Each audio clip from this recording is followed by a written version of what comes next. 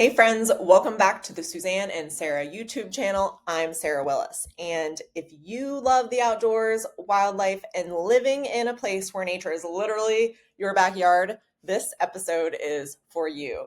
Today we're diving into one of the best things about living in Central Oregon, the wildlife. So this is everywhere, you guys, no matter where you are in town, inside or out. We've got elk, eagles, bobcats, toads, tons of deer. It's a reminder every day of how wild and wonderful this place really is, and one of the thousands of reasons people love living here. So we're here to talk to you today about what you might see, how to enjoy it responsibly, and how you can help protect it.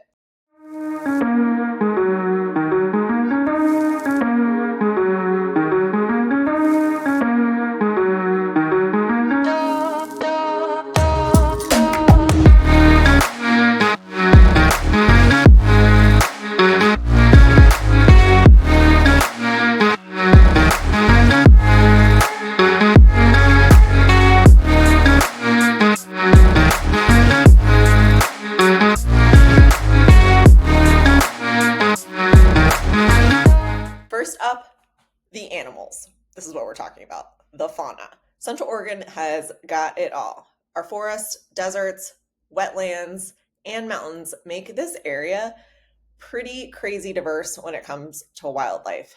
There's all kinds. So here, probably some of the most common things you're going to see, like we already talked about, are the deer and actually quite a few elk as well down south. So really common, especially in the fall during the rut. And if you've never heard an elk bugle, that's something that you should add to your bucket list. And it's pretty crazy. And it's something that you can head down south of Bend and camp out and listen out for.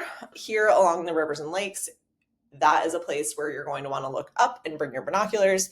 Tons of bald eagles. I was just camping this past weekend and there were two living in the tree right above me with a nest, and they had some crazy sounds happening at all times of the day. Other things we see are red-tailed hawks and ospreys, herons, egrets. There's all kinds of amazing birds. It's actually kind of a bird watching mecca.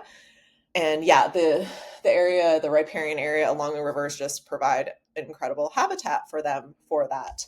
Something that I haven't seen around here, and I don't know, I think it's because they're pretty sly and stealthy, but I know they exist, are bobcats and coyotes. They're around, but they tend to keep to themselves a little bit more, and they tend to be more like out east in the high desert area where it's a little bit flatter and drier. They're shy, and that's probably why we don't see them very often, but they are an important part of the ecosystem because they keep rodents in check. So we all serve our roles here, and they leave us alone if we leave them alone. So let's also not forget the little guys. Tons of fun things for kids to play with and hunt around for, particularly frogs and toads and crawdads in our wetlands and along the rivers. They're small, but they're mighty, and they're definitely super sensitive to environmental changes. So if you hear them croaking, it usually means the ecosystem around there is doing all right. Their croak is a sign of happiness, and we hear that a lot around here. All right, now some tips on being respectful of the place. So everybody loves a good wildlife encounter, especially the deer in this area will let you get pretty close, but the most important thing is to keep it safe, number one, for you and the wildlife, and respectful. So a few quick tips would be, obviously, give them space. It's really easy to be tempted to walk right up to them, but things like binoculars or zoom lenses on your camera can help you make you feel like you're closer than you actually are. Other thing, don't feed them. That is why they're coming close, because they're used to people handing them things, and it really messes with their natural instincts and can actually end up putting them in danger because they end up walking out in the middle of roads and places that they don't belong in order to get food that's not natural to them. Finally, just follow the posted rules on trails and in parks. They're there for a reason. A couple different signs that we will definitely see around the area is like, hey, this is protected riparian area. This is natural habitat that we're trying to reestablish, like stay on the trails. And that's usually because the plants are getting established, and it's also a really important place where animals live. So Behind the scenes, a lot of work actually goes into keeping this ecosystem within the city thriving. Yes, there's a lot that can survive on its own, but also we have to live in cooperation with wildlife in order for everybody to stay happy and keep coming back to this beautiful place, people and plants and animals alike.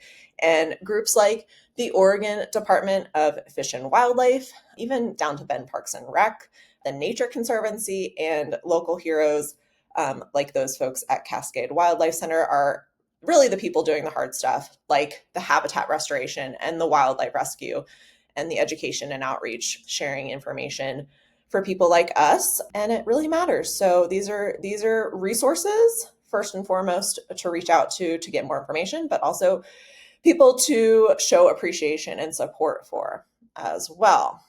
Finally, if you want to get involved, of course, one way to do that would be to volunteer with one of these wildlife centers that we just talked about. You can donate to their conservation efforts if you have something like more money than time. And even if you just want to go hang out outside in the wildlife, just be a good, respectful guest, like we've talked about here today. Just stay on the trace, leave things better than you found them. I tend to like make my kids to pick up 5 pieces of garbage like along any walk wherever we go, just to give them the idea that like this place is our responsibility too. And just because, other people are trashing it doesn't mean that we can't make it better, right?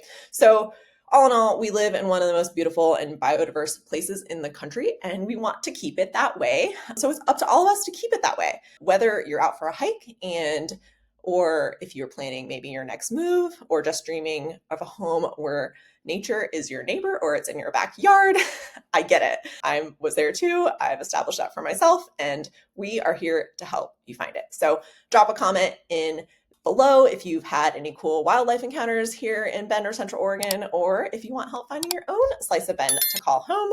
We're here to help. Thanks for watching, and we'll see you on the next video.